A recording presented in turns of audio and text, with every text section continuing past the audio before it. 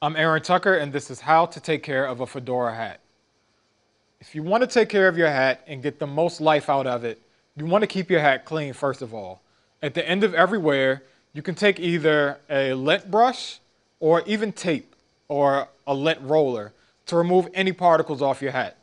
Just brush it free of any dust or any dirt particles because you don't want to store it dirty like that. Over time, the dirt will set in, break down the fibers of your fedora, and it's just not going to be a good looking hat. Also, how you store it is a good idea. You want to make sure you take your fedora and you're storing it on the crown. The crown is the sturdiest, most secure part of your hat, so it can take the majority of the weight. It's not going to bend out of shape if you store your hat upside down. In contrast, if you store your hat resting on the brim, over time, the brim is going to break down and it's not going to sit properly on your head.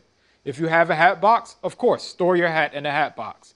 If not, store it on a shelf where your hat will be free from any other objects that'll fall or rest on top of it, which will cause your hat to become misshaped.